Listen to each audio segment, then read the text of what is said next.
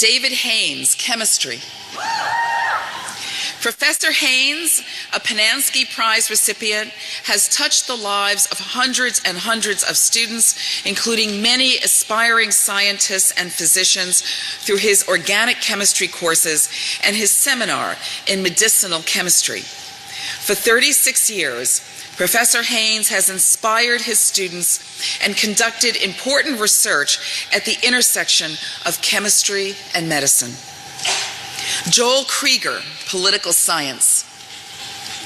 A prolific writer and eminent scholar of British politics, Professor Krieger's timeless service to Wellesley, to his profession, and to his students spans 40 years. In that time, he helped shape how Wellesley teaches introductory political science courses, led his department as chair, and demonstrated unwavering commitment to multiculturalism at Wellesley and to the causes of diversity and inclusion. Andrea Levitt, class of '71, French. For 41 years, Professor Levitt has played a pivotal role in the life of the college and has powerfully inspired her students.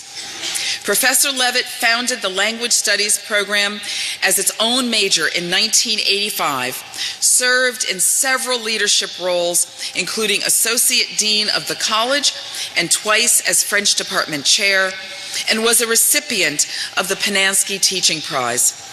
Professor Levitt is a highly influential researcher of child language acquisition. Salem Makuria Art, who is unable to be with us today, an internationally recognized filmmaker and video installation artist, Professor Makuria has brought to the classroom and to the campus community endless creativity, leadership in the arts, and a long-standing engagement with social justice. During her 24 years at Wellesley, she single-handedly established the video editing and teaching concentration, helped support interdisciplinary humanities projects on campus, and organized a series of international film festivals and conferences. Marianne Moore, biological sciences. Professor Moore is well known for co-teaching the popular aquatic ecology course Lake Baikal, the Soul of Siberia, a powerful example of the integration of the humanities and sciences. Her impact on Wellesley has been extensive. For almost 3 decades, Professor Moore has brought distinction to the college as a prolific researcher exploring aquatic biodiversity, as an award-winning educator, and as a committed mentor to her students. William Quivers, physics. He's also unable to be with us today. Professor Quivers is a distinguished theoretical physicist specializing in laser spectroscopy of atoms. Through the years, he has maintained a robust collaboration with the MIT spectroscopy group and published in the premier journals of his field. During his 33-year career at Wellesley, Professor Quivers has left his mark, teaching nearly every course required in the major. Susan Reverby, Women's and Gender Studies. The founding faculty member of the Women's and Gender Studies Department, Professor Reverby has enjoyed a distinguished teaching career at Wellesley for 34 years. An award-winning author and a nationally renowned feminist historian, she is widely known as a scholar of the infamous Tuskegee syphilis study and as the researcher who uncovered the troubling history of similar American government experiments with syphilis on Guatemalan prisoners in the 1940s. Nick Rodenhouse, biological sciences. A highly respected naturalist specializing in the study of population ecology of forest songbirds. For nearly 30 years, Professor Rodenhouse has shared with his students his passion for ecological conservation and his love of the natural world. As an educator, he has been especially successful in engaging students in in-depth research, expanding global studies programs, and helping the environmental science program to thrive.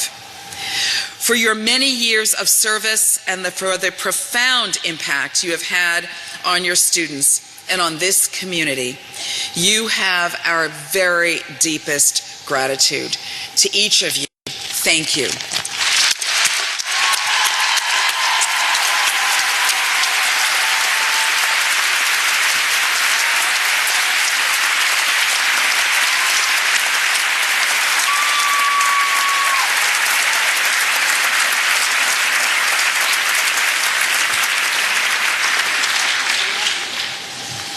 I am also very pleased to announce that Provost Andrew Shannon has been named the Leah Jelen Porvu Dean of the College.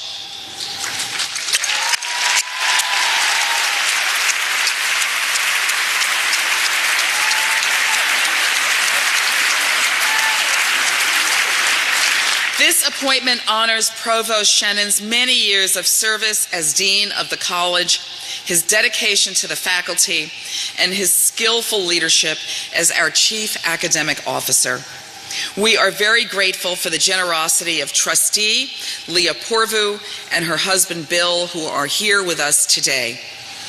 In naming the Dean of the College as part of the Leah Jelen Porvu Class of '56 and William Porvu Endowed President's Fund for Academic Initiatives, they are signaling their strong commitment to both the faculty and academic innovation at Wellesley. Congratulations.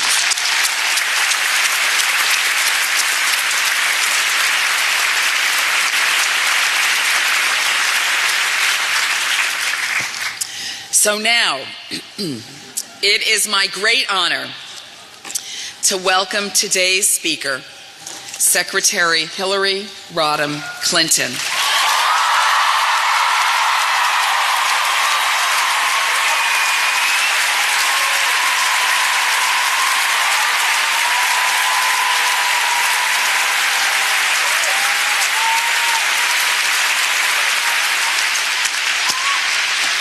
Wellesley class of 1969, the Green class of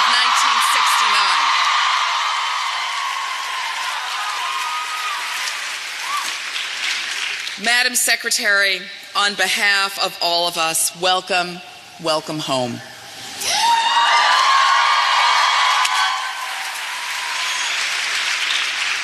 "48 years ago, a young Hillary Rodham delivered Wellesley's first ever student commencement speech, the first of many groundbreaking firsts to distinguish her career. At a time of great turmoil in this country, she identified a singular challenge. It was, and I quote, "the art of making what appears to be impossible, possible." Last year, Hillary Clinton came closer than any woman in history to breaking through what she so memorably called the highest, hardest glass ceiling. She was the first woman ever nominated for the U.S. presidency by a major party, and she won the popular vote.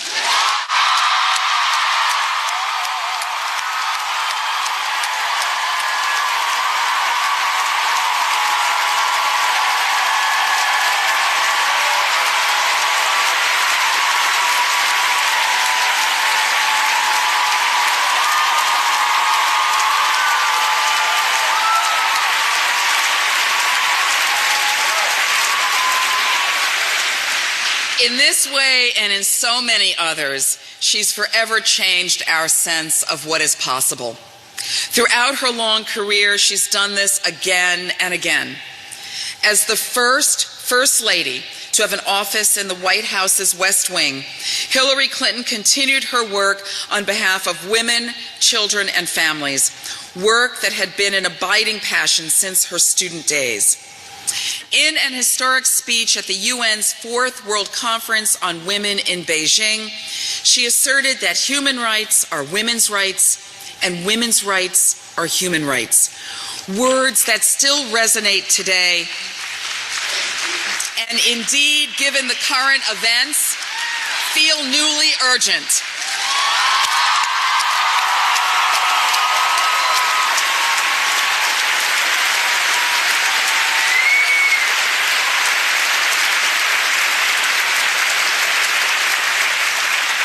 Yet another first came in 2001 when she became the first woman ever to serve as U.S. Senator from New York State.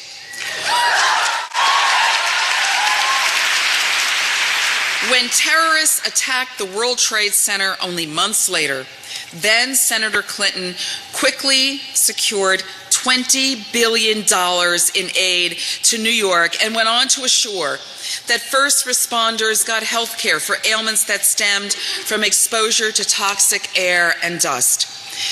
Many of us were deeply moved in March when a student whose father was a first responder shared how much these accomplishments meant to her family. In 2009, Hillary Clinton resigned her Senate seat to become Secretary of State.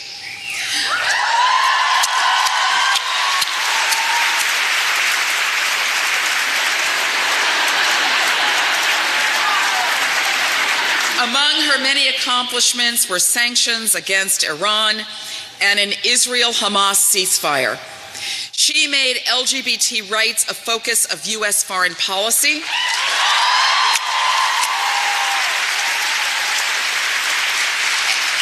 And it was under her leadership that the first U.S. Ambassador at Large for Global Women's Issues was established.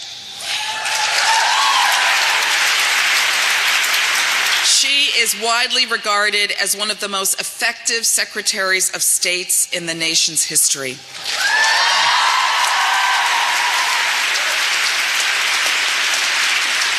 But for all her accomplishments, it would be wrong to focus on these alone. At least as important is the spirit behind them, her deep grounding in faith, family, and the vision of a better world. At the heart of Hillary Clinton's life is a single goal: to help as many people as she possibly can. I am not the first to observe that she embodies Wellesley's Latin motto, non ministrare sed ministrare, not to be ministered unto, but to minister. On my Wellesley desk, encased in a plastic sleeve, I have treasured a letter from Senator Clinton, a response to my invitation to speak with Wellesley students following the election. In the letter she writes, "I won't be on the sidelines for long because I believe so deeply in my responsibility to keep doing my part to build a better, stronger, and fairer future for our country and our world."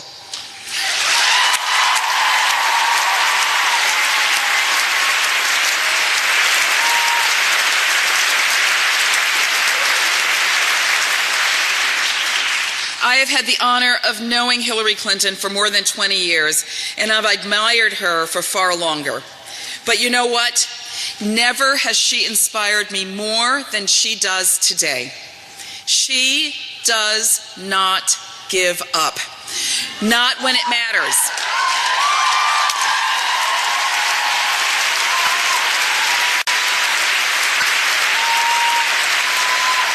She reminds us both of our capacities and how far we have to go. And as always, she continues to point the way towards that never impossible future. And now, Wellesley's once and always Secretary Hillary Rodham Clinton.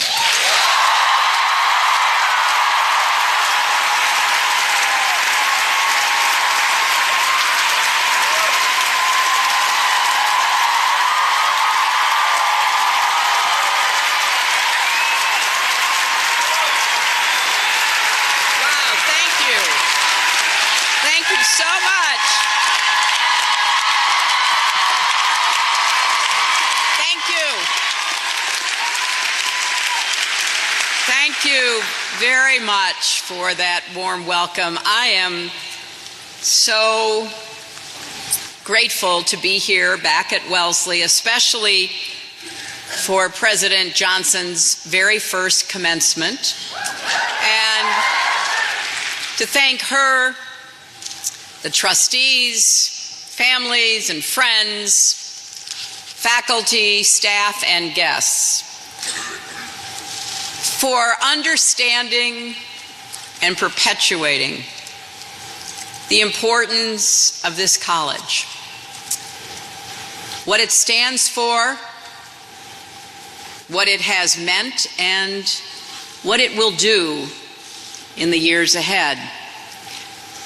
And most importantly, it's wonderful to be here with another green class to say congratulations to the class of 2017.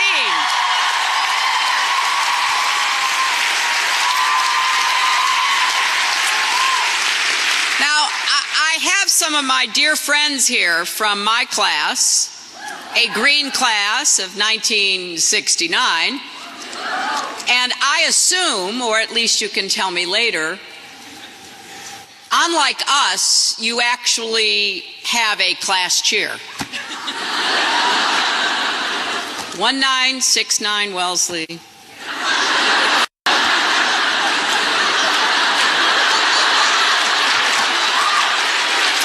Yet another year with no class cheer. But it is such an honor to join with the college and all who have come to celebrate this day with you, and to recognize the amazing futures that await you. You know, 4 years ago, maybe a little more or less for some of you. Just a minute, I've got to get a lozenge.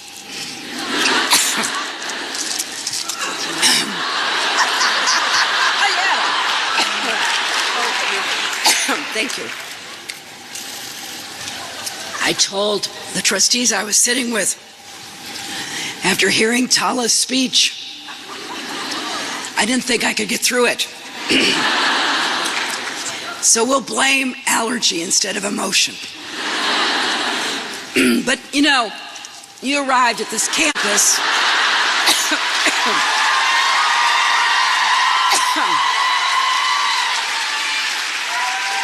You arrived from all over.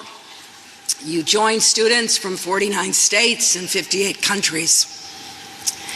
Now, maybe you felt like you belonged right away. I doubt it. But maybe some of you did and you've never wavered. But maybe you changed your major 3 times and your hairstyle twice as many as that. Or maybe after your first month of classes, you made a frantic collect call. Ask your parents what that was.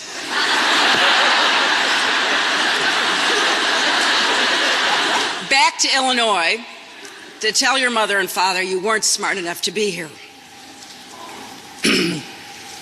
My father said, "Okay, come home." My mother said, "You have to stick it out." That's what happened to me.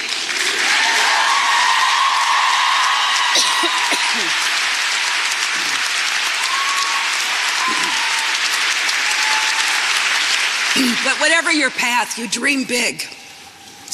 You probably, in true Wellesley fashion, planned your academic and extracurricular schedule right down to the minute. So this day that you've been waiting for, and maybe dreading a little, is finally here. As President Johnson said, I spoke at my commencement 48 years ago. I came back 25 years ago to speak at another commencement. I couldn't think of any place I'd rather be this year than right here.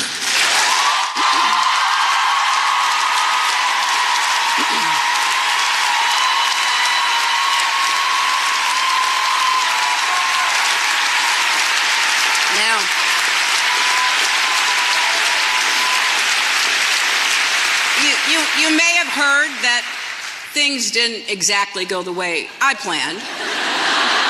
But you know what? I'm doing okay.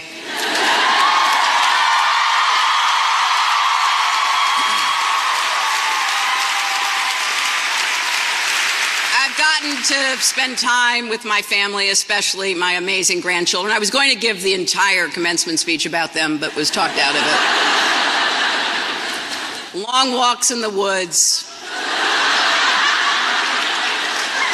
Organizing my closets, right?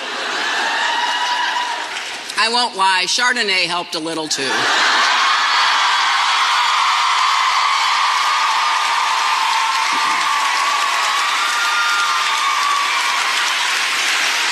But here's what helped most of all. Remembering who I am, where I come from, and what I believe. And that is what Wellesley means to me. This college gave me so much.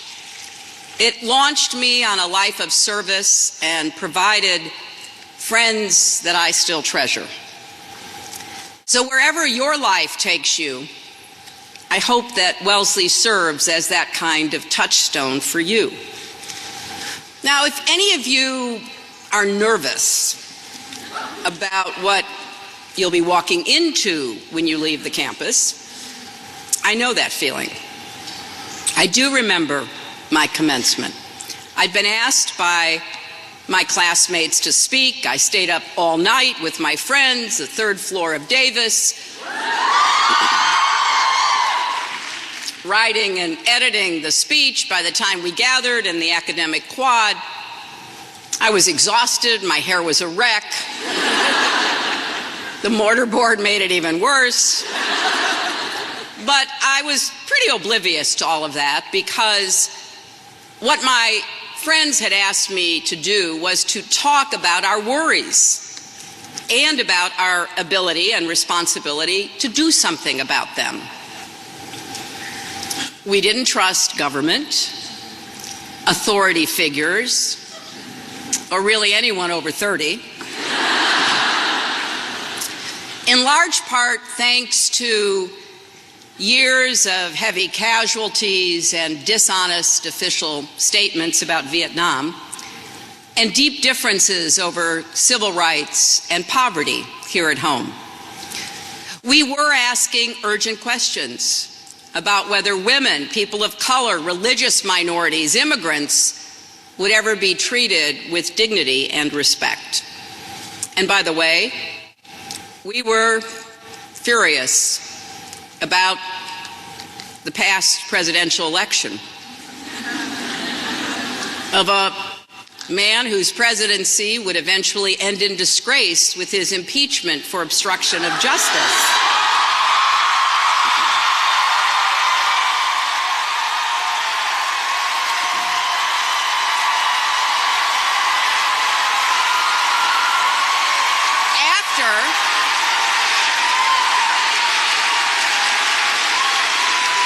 After firing the person running the investigation into him at the Department of Justice. But here's what I want you to know. We got through that tumultuous time. And once again, we began to thrive as our society changed laws and opened the circle of opportunity and rights wider and wider for more Americans. We revved up the engines of innovation and imagination. We turned back a tide of intolerance and embraced inclusion. The we who did those things were more than those in power who wanted to change course. It was millions of ordinary citizens, especially young people, who voted, marched, and organized. Now, of course, today has some important differences. The advance of technology, the impact of the internet, our fragmented media landscape make it easier than ever to splinter ourselves into echo chambers. We can shut out contrary voices, avoid ever questioning our basic assumptions. Extreme views are given powerful microphones. Leaders willing to exploit fear and skepticism have tools at their disposal that were unimaginable when I graduated. And here's what that means to you, the class of 2017.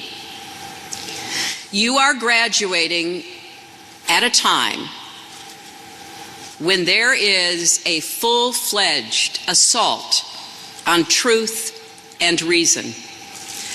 Just log on. Just log on to social media for 10 seconds. It will hit you right in the face. People denying science, concocting elaborate, hurtful conspiracy theories about child abuse rings operating out of pizza parlors, drumming up rampant fear about undocumented immigrants, Muslims, minorities, the poor, turning neighbor against neighbor and sowing division at a time when we desperately need unity. Some are even denying things we see with our own eyes, like the size of crowds.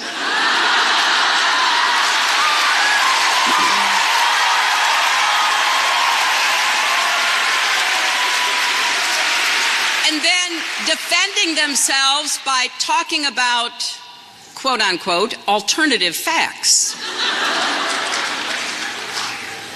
But this is serious business. Look at the budget that was just proposed in Washington. It is an attack of unimaginable cruelty on the most vulnerable among us, the youngest, the oldest, the poorest, and hardworking people who need a little help to gain or hang on to a decent middle-class life. It grossly underfunds public education, mental health, and efforts even to combat the opioid epidemic. And in reversing our commitment to fight climate change, it puts the future of our nation and our world at risk.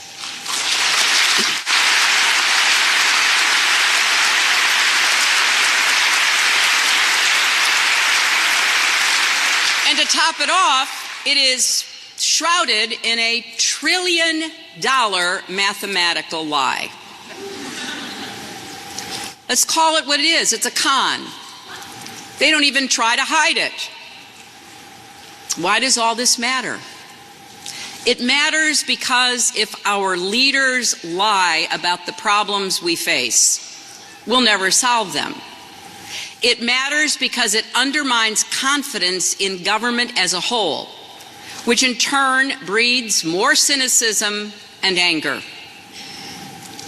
But it also matters because our country, like this college, was founded on the principles of the Enlightenment. In particular, the belief that people, you and I, possess the capacity for reason and critical thinking, and that free and open debate is the lifeblood of a democracy.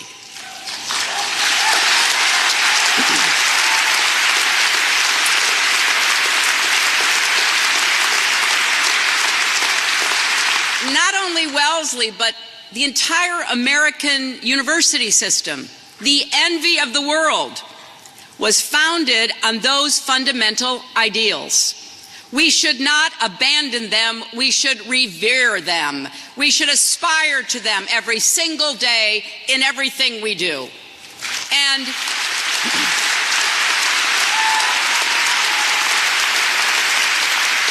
there's something else.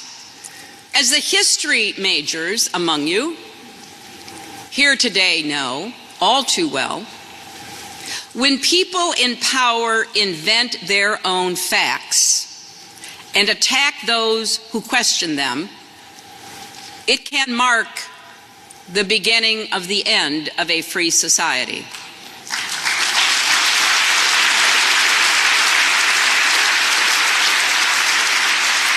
That is not hyperbole. It is what authoritarian regimes throughout history have done.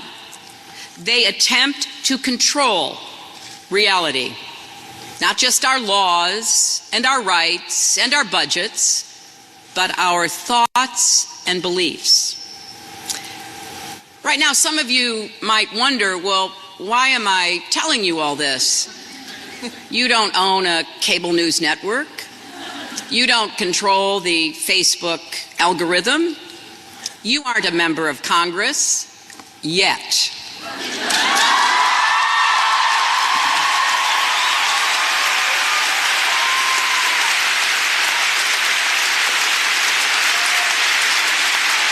Because I believe with all my heart that the future of America, indeed the future of the world, depends on brave, thoughtful people like you insisting on truth and integrity right now, every day.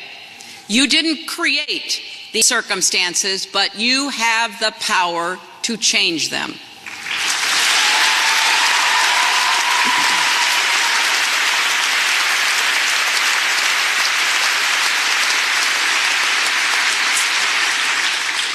Václav Havel, the dissident playwright, first president of the Czech Republic, wrote an essay called "The Power of the Powerless." And in it, he said, the moment someone breaks through in one place, when one person cries out, "The emperor is naked," when a single person breaks the rules of the game, thus exposing it as a game, everything suddenly appears in another light. What he's telling us is if you feel powerless, don't. Don't let anyone tell you your voice doesn't matter. In the years to come, there will be trolls galore, online and in person, eager to tell you that you don't have anything worthwhile to say or anything meaningful to contribute. They may even call you a nasty woman.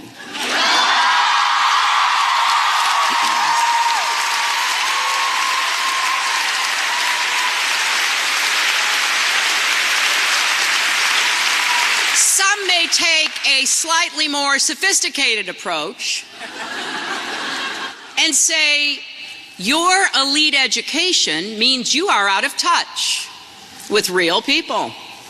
In other words, sit down and shut up. Now, in my experience, that's the last thing you should ever tell a Wellesley graduate.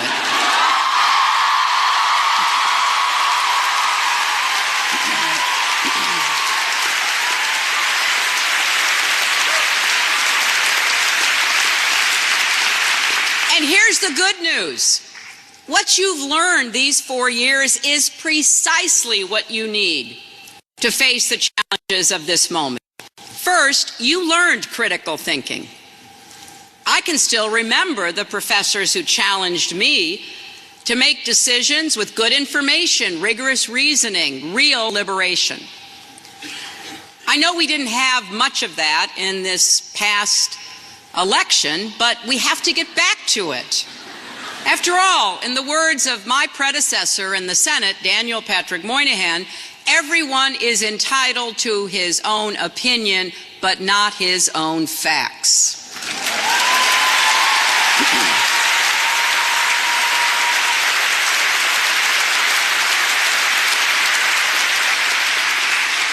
And your education gives you more than knowledge.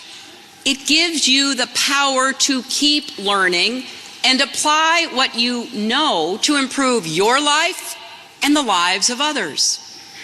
Because you are beginning your careers with one of the best educations in the world, I think you do have a special responsibility to give others the chance to learn and think for themselves and to learn from them so that we can have the kind of open, fact-based debate necessary for our democracy to survive and flourish. And along the way, you may be convinced to change your mind from time to time. You know what? That's okay. Take it from me, the former president of the Wellesley College Young Republicans.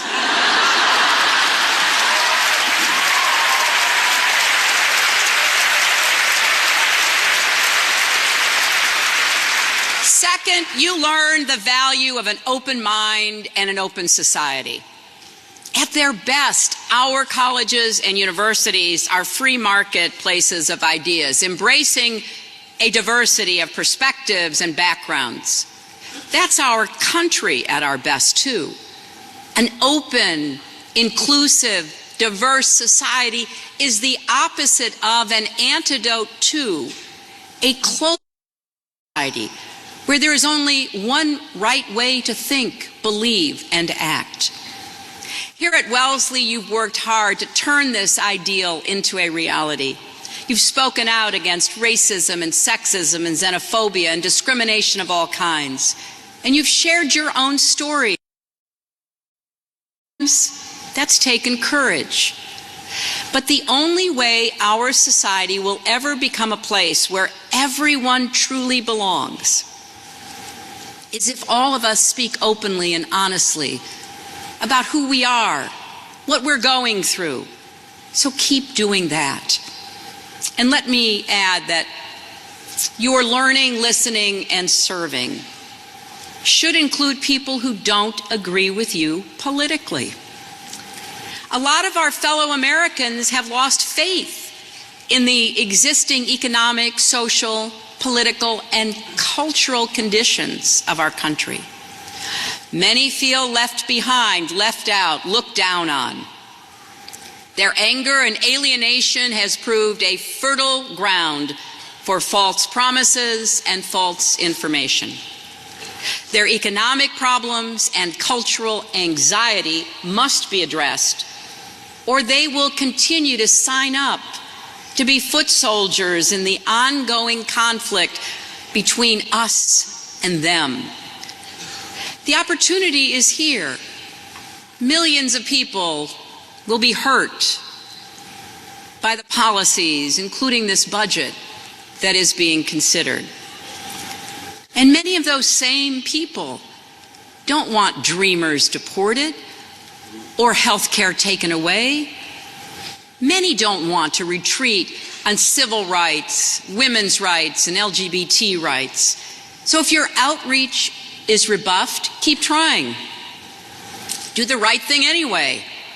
We're going to share this future. Better do so with open hearts and outstretched hands than closed minds and clenched fists. And third,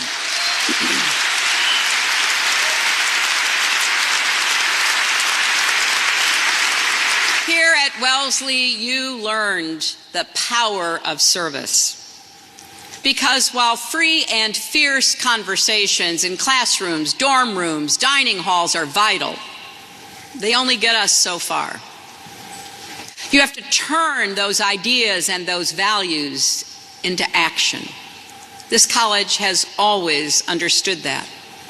The motto, which you've heard twice already, not to be ministered unto, but to minister, is as true today as it ever was. When you think about it, it's kind of a old-fashioned rendering of President Kennedy's great statement, ask not what your country can do for you, ask what you can do for your country. Not long ago, I got a note from a group of Wellesley alums and students who had supported me in the campaign. They worked their hearts out. And like a lot of people, they're wondering, what do we do now? Well, I think there's only one answer: keep going. Don't be afraid of your ambition, of your dreams, or even your anger. Those are powerful forces, but harness them to make a difference in the world. Stand up for truth and reason. Do it in private, in conversations with your family, your friends, your workplace, your neighborhoods, and do it in public, in Medium posts, on social media, or grab a sign and head to a protest. Make defending truth and a free society a core value of your life every single day. So wherever you wind up next, the minute you get there, register to vote.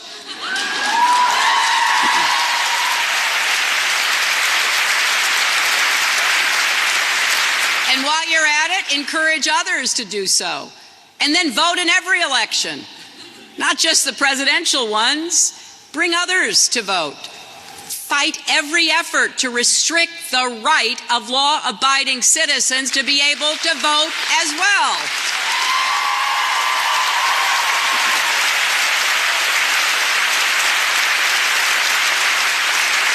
Get involved in a cause that matters to you. Pick one. Start somewhere. You don't have to do everything, but don't sit on the sidelines. And you know what? Get to know your elected officials. If you disagree with them, ask questions. Challenge them. Better yet, run for office yourself someday.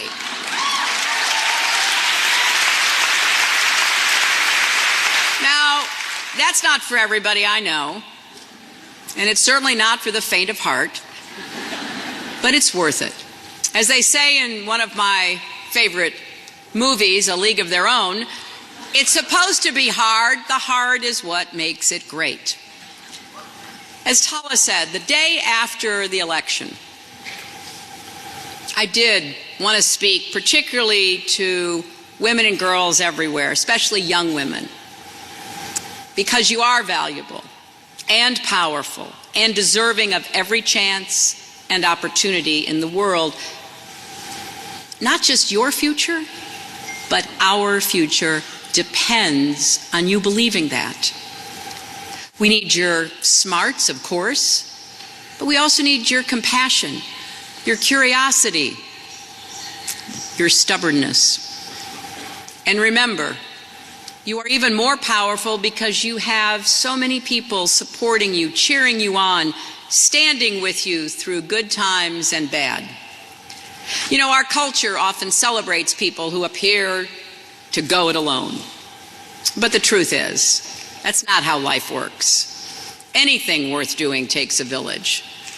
And you build that village by investing love and time into your relationships. And in those moments, for whatever reason, when it might feel bleak, think back to this place where women have the freedom to take risks, make mistakes, even fail in front of each other. Channel the strength of your Wellesley classmates and experiences. I guarantee you, it'll help you stand up a little straighter, feel a little braver, knowing that the things you joked about and even took for granted can be your secret weapons for your future. One of the things that gave me the most hope and joy after the election, when I really needed it, was meeting so many young people who told me that my defeat had not defeated them.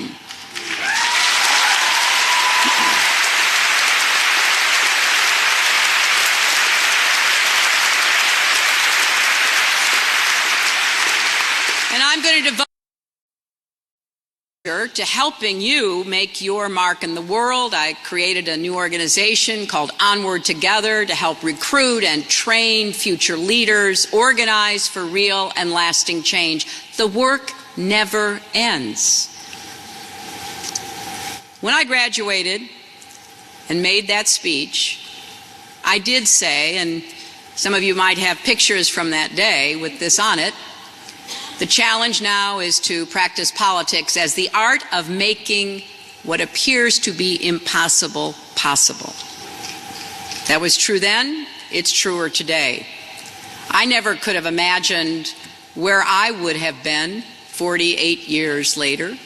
Certainly never that I would have run for the presidency of the United States or seen progress for women in all walks of life over the course of my lifetime. And yes, put millions of more cracks in that highest and hardest glass ceiling. Because just in those years, doors that once seemed sealed to women are now open.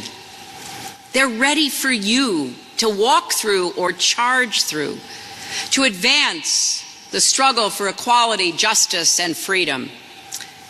So whatever your dreams are today, dream even bigger. Wherever you have set your sights, raise them even higher. And above all, Keep going. Don't do it because I asked you to. Do it for yourselves. Do it for truth and reason. Do it because the history of Wellesley and this country tells us it's often during the darkest times when you can do the most good. Double down on your passions. Be bold. Try, fail, try again, and lean on each other. Hold on to your values. Never give up on those dreams.